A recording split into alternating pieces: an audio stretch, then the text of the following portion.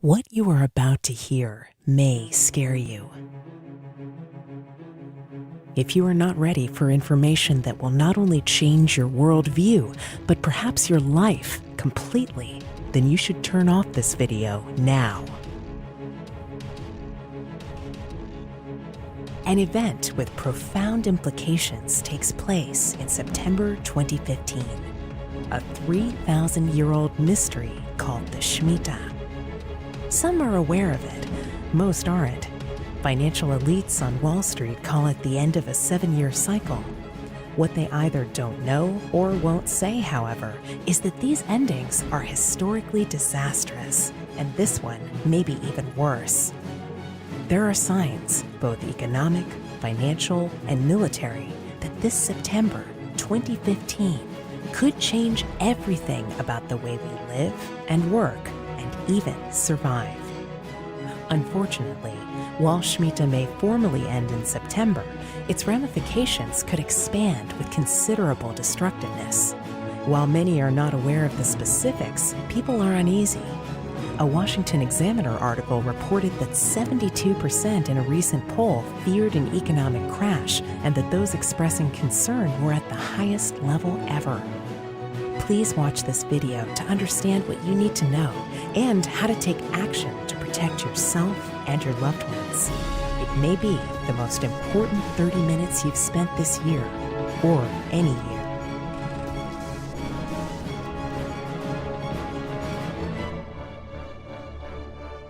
One man has been consistently making calls about the future in finance, money, and politics for decades.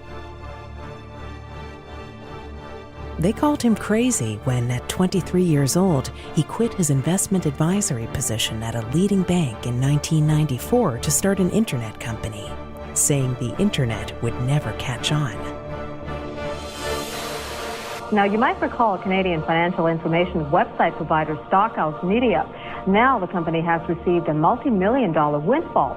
Canadian media mogul Conrad Black, Hollinger International, took a 9% stake in the internet startup. This evening's guest is Jeff Berwick. He is the president of Stockhouse.com. This is a large company that has had a phenomenal growth rate. They're now in 5 countries. They are receiving now 60 million hits a month. And this is really the final wake-up call. If they don't know now, they really just will never know.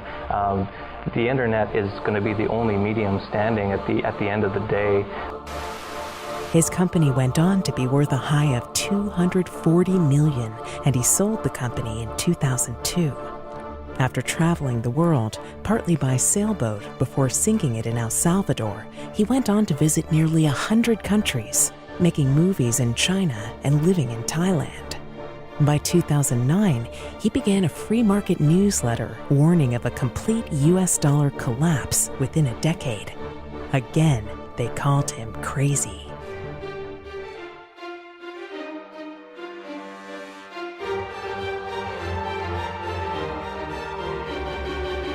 When we last spoke last January, you weren't very optimistic about the global economy.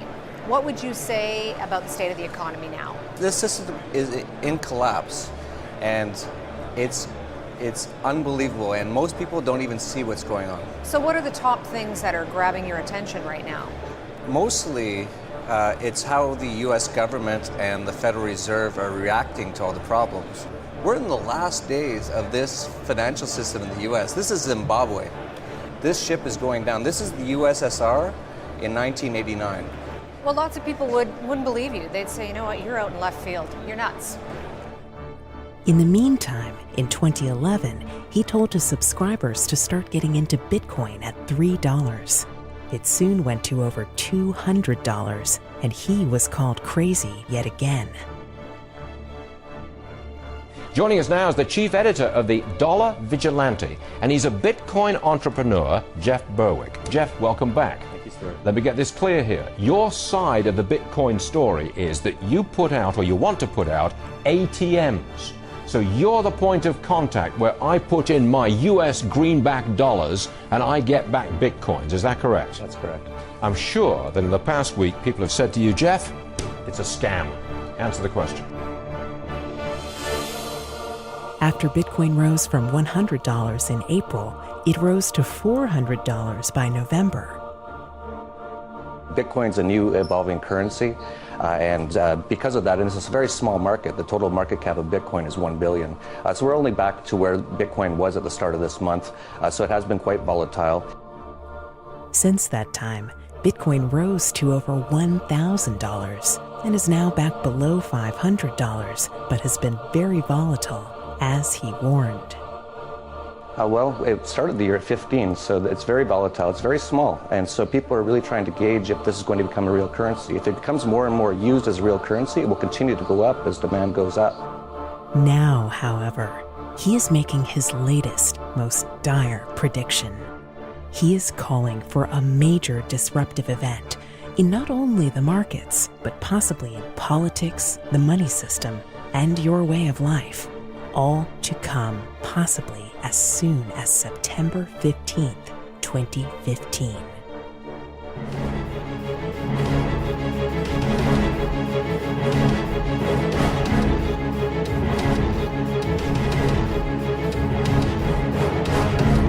It is a pleasure to have back on with us world-famous adventurer, entrepreneur, investor, and writer, Jeff Berwick. This may be our most important show yet, so let's get right into this, as you're not going to want to miss what Jeff Berwick has to say today. And, Jeff, you've never been shy about telling people your opinions, but your latest pronouncement may be your boldest yet. Yeah, it is, but I really think now is the time to be bold. I found that most people don't know about this information, and I think it needs to be shown the light of day. I guess I should start by saying that I've never made such an exact short-term prediction, but when people see the evidence I've uncovered, they'll understand why I believe a massive event could happen as early as this September. Give us some background on how you came to this conclusion. Well, it started out quite simply. In 2010, I stated that the US dollar would collapse within the next decade. To me, the path was quite clear. You just look at the total debt of the US government, now at $18 trillion, and its growth, and you can see where this is headed. And when you look further, you can see that even with a monstrous $18 trillion debt, it was only a small part of the story, as so much of the debt and liabilities of the US aren't properly accounted for. Today, the amount of debt and liabilities of the US government is over $95 trillion. That's $300,000 per person in the US, or $1.2 million in federal government debt and liabilities for every family of four. I'm sure you remember the Great Recession or the financial crisis of 2008. It was very bad. And even George Soros was quoted on it as saying, "We witnessed the collapse of the financial system in 2008. And all they've done, and all they're still doing, is print money to act like it didn't die." But the proof is in the numbers. In 2008, the Federal Reserve announced something they had never done before. They called it quantitative easing. But what it really is printing never-before-seen amounts of money. That money's been sloshing around and has mostly ended up in places like the stock market, which, even as we speak, continues to hit all-time highs. At some point, though, this money printing game has to stop, and the rest of the world knows this is a certainty. And in response, countries around the world have begun to move away from the dollar. China's begun their own bank transfer system, which is the first international payment system to compete with the US dollar-based SWIFT system. There's a worldwide move away from the dollar. They're trying to rush it out to be completed by, of all dates, September 2015. Russia as well has been purchasing gold at record levels, and trade agreements around the world are for the first time in decades being done outside of the US dollar. For this and many other reasons, I've been expecting a collapse in the dollar. It's baked in the cake, and I've been telling my subscribers to prepare for this since 2010. Back in 2010, I said that we probably had 5 and no more than 10 years left before the collapse. We're now 5 years in, and I'm seeing the first signs of a major collapse coming this fall, and part of my reason for this has come with my discovery of the shmittah. Right, this is the part I want to get into. I've heard you speak and write on it recently. It sounds fascinating. Take as long as you want here and just tell us more about the shmittah. Sure. Regarding shmittah, I want to state for the record that my discovery of it has emerged as part of my financial analysis. The shmittah has religious connotation, but that's not my focus. The point is that there are evidence-based ramifications to shmittah, and from a practical standpoint, that's what I wish to investigate and address. I'm just looking at the facts of what appears to be happening around September of this year, and that just happens to be the end of the Shemitah year. Whether this is a coincidence or not remains to be seen. And I should also say that I don't necessarily think this September will be the end crisis of all crises. It could be just the beginning of a process that unfolds that takes many years to end in total collapse. But that said, I first heard of the Shemitah after reading Jonathan Cahn's book, The Harbinger. That book mostly talked about eerie events related to 9/11 and the Shemitah. While I found all the events related to 9/11 to be incredibly interesting, the thing that really got my interest was in what he said about the Shemitah. Now, as background, the Shemitah is the Sabbath year, and it's the 7th year of the 7-year agricultural cycle mandated by the Torah for the land of Israel, and it's still observed in contemporary Judaism. To put it simply, every 7 years is a Shemitah year. Because it is based on the Hebrew calendar, it doesn't fall on the same dates every year as our Western calendar, but it does follow quite closely. The Shemitah is also known as a time where all debts are settled, every 7 years. It also can be interpreted as the washing away of things. But what caught my attention was that the last day of the Shemitah for the last 2 Shemitahs in 2001 and 2008 fell on days with a major market collapse. The last day of Shemitah in 2001 fell on September 17th, and that was the first day the U.S. stock markets opened after 9/11. That day had the greatest one-day stock market point crash in U.S. history up to that time. The Dow fell almost 700 points, or 7%, and it was a record that held for precisely 7 years until the end of the next Shemitah year. That year was 2008. On September 29th, 2008, the exact final day of the Shemitah, the Dow plummeted 777 points, which still today remains the greatest one-day stock market crash of all time. You may be noticing quite a few sevens in all of this. As well, on that day, it was the only known day on the New York Stock Exchange where the opening bell wouldn't ring. You're watching CNBC's Squawk on the Street, where the opening bell should have rung 5 seconds ago, but has not. I don't know whether we actually need the bell to start trading. Hold on. There is a little bit of a consternation down here about there being no bell. All right. Our market reporters are standing by. Bob Pisani, have you ever seen anything like no bell? Yeah, that's a little strange here. I then decided to go back to Shemitah years since 1900, and I was very surprised at what I found. 1917 was a Shemitah year. 1917 marked the year that the U.S. entered into World War I, and soon after, the Russian, German, Austrian, and Turkish empires had collapsed. Remember, the Shemitah is a time of washing away.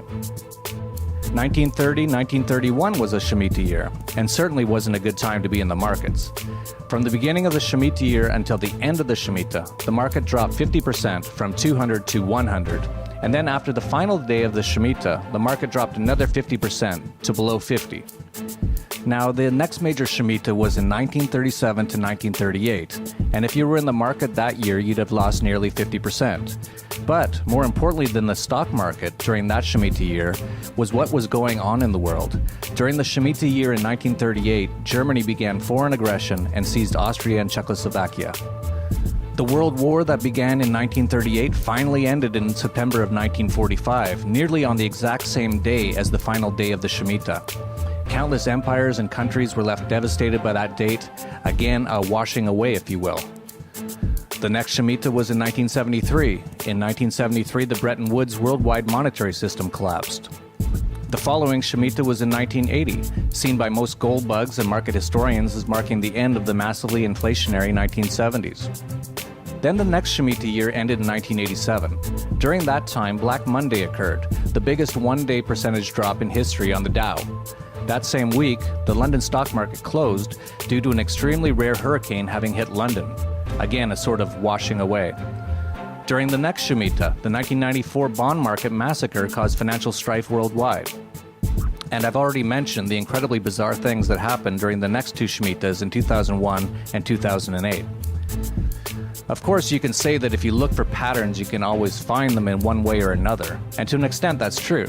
But this Shemitah 7-year cycle is so eerily correct that it is well known on Wall Street as the 7-year cycle. For this reason, I've been keeping an eye on the end of the next Shemitah year on September 13th, 2015. And because of this, I began doing some research on what events may be happening in or around that time. And the amount of bizarre things scheduled for this coming September is what convinced me something is being planned for this fall. Yes. Everything you've covered so far is the past. Let's talk about the present and near future. Well, I decided to begin looking up the days on or around September 13th of this year to see if I could find any interesting events, and it didn't take long before I found numerous events, all happening on or around that date of major significance. The first thing I found was that the United Nations opens its 70th session of the UN General Assembly on September 15th in New York City. World leaders from around the world will be attending. They call it their Jubilee session. Now, I didn't mention this yet, but every 7th shmittah, or in other words, every 7th 7-year period, or after every 49 years, is called the Jubilee year, every 50 years. In the Jubilee, according to Jewish religion, it is the year when God supposedly gives back land taken away from their ancestors to them. Of note, in the last Jubilee, in 1967, Israel won the 7-Day War when Israel defeated Jordan and captured the West Bank, defeated Egypt and captured the Gaza Strip and the Sinai Peninsula, and defeated Syria and captured the Golan Heights. Looking even further back to the prior Jubilee year in 1918, the British Empire took back Jerusalem from the Turkish Ottoman Empire. And so in both prior Jubilee years, there was a major development in Israel. The next Jubilee year starts on September 14th of this year. As well, in September, the UN plans to launch a new plan for managing the entire globe called the Sustainable Development Summit from September 25th to 27th. Some of the biggest names on the planet, including Pope Francis, will be speaking at this summit. The focus of this plan is to expand the scope of global governance. Global governance can also be defined as one world government or a new world order. The Pope, interestingly enough, will be busy in the U.S. all of September, as on September 15th, the Pope will also be speaking at the UN, and then on September 24th, he'll also be speaking at the U.S. Congress. The next thing I notice is that Jade Helm, a massive, unprecedented rollout of the U.S. military inside of the U.S., runs from July 15th until September 15th. This is particularly interesting in that there always seems to be a drill being run by the government during when an actual crisis occurs. Jade Helm has already begun in preparations, and the amount of military equipment being amassed in the U.S. is truly mind-boggling. There's a lot of speculation that this amount of military buildup in the American South is in preparation for some sort of civil unrest. That speculation built when a number of Walmart stores recently closed on the same day across the southern U.S. with no notice due to plumbing problems and are said to remain closed for 6 months. This fueled speculation that it's to be used for some sort of detention center for unrest. They said they wouldn't reopen for 6 months, which just happens to be after September. But it gets stranger and stranger. Recently, the New York-based Federal Reserve announced it's moving its operations outside of New York to Chicago because of concerns about a natural disaster. One might ask, what natural disaster are they expecting in New York that they aren't expecting in Chicago? Then, after the Fed's recent Federal Open Market Committee meeting, it took the highly unusual act of removing all calendar references from its post-meeting statement. Normally, in the post-meeting statement, they include calendar events for upcoming important dates like the next meeting. This time they didn't, and they just alluded that a date range for their long-awaited 0.25% rate hike, which alone can almost teeter the entire financial and monetary system loaded with debt, would likely be in the fall. But while they didn't put any dates of future meetings in their post-meeting notes, they do have dates on their website of upcoming meetings.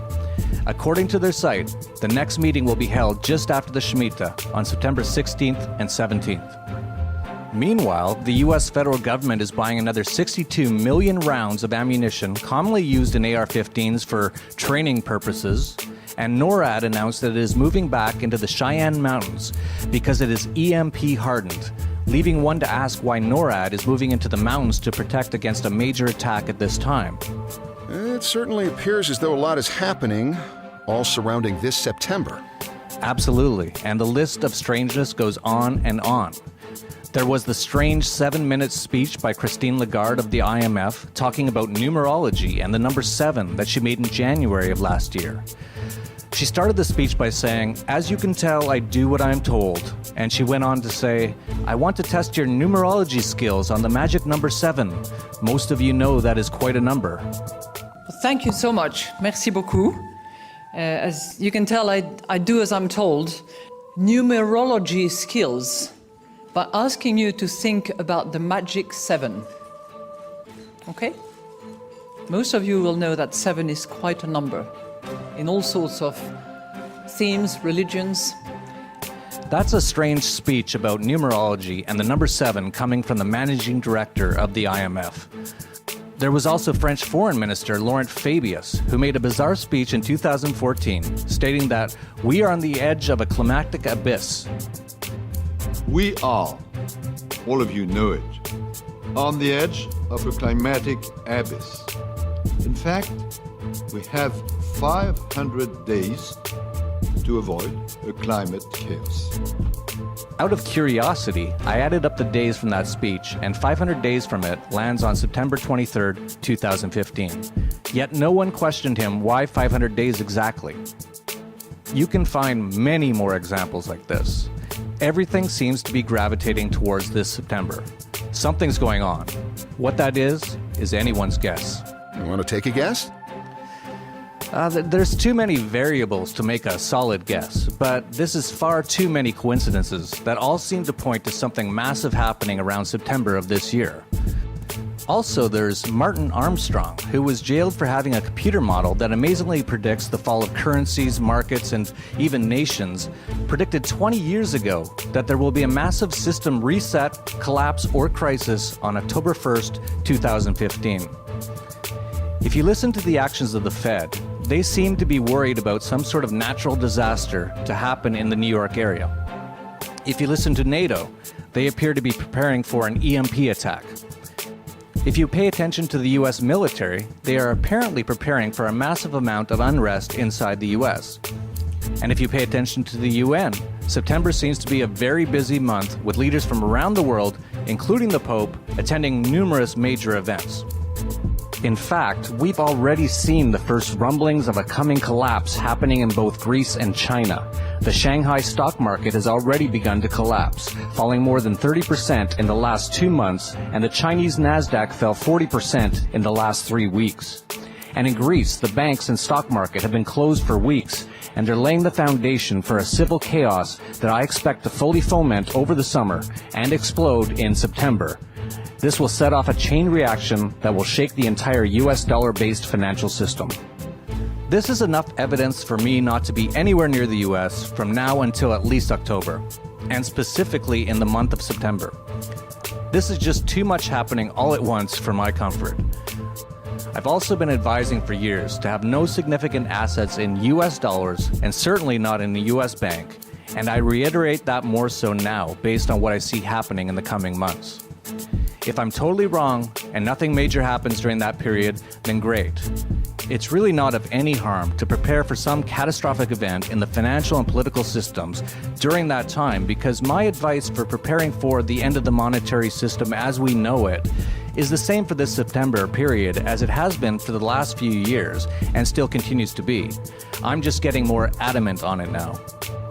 I've been advising people to get out of the Western financial and monetary system, get into hard assets, keep cash, precious metals, food, water, and guns on hand to last for at least a number of months, and move yourself and your wealth outside of the US if possible.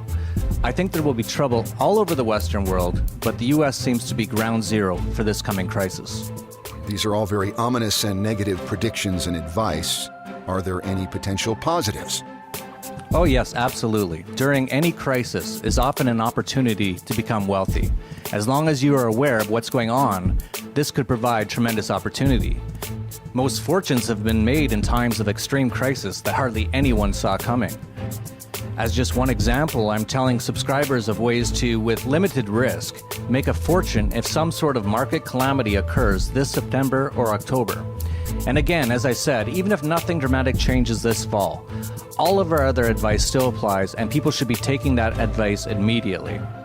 Very few market analysts see what's going on, and so we have a great advantage over them when the collapse comes, as most don't think a collapse is even possible, much less imminent. So how can people get more information and advice on not only how to prepare for this upcoming crisis, but also profit from it? Yes, we've created a special report on how to prepare to survive the coming collapse, as well as how to profit from it, and you can get it at surviveshmittah.com. I'm offering this report for free because I think this information is too important to withhold from anyone. And the information in this report will keep you in good stead even if there is no major collapse in the fall. The collapse may just be beginning in the fall and may last many years. This information will give you what you need to survive during that period if you act on it. We're now in the final endgame for the collapse of monetary, financial, political, and economic systems. Those who are prepared and can make it through the transition with themselves and their assets intact will be able to take advantage of wealth-building opportunities of a generational level. Those who are not prepared are going to get hurt in this collapse. To get more information on how to not only survive but prosper through the shmittah, a time-limited free report is available at surviveshmittah.com.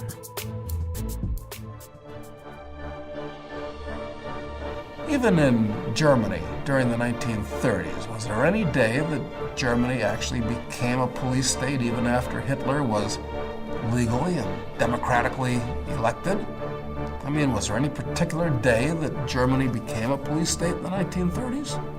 I'm not sure you can put your finger on any one particular day. It was a progression.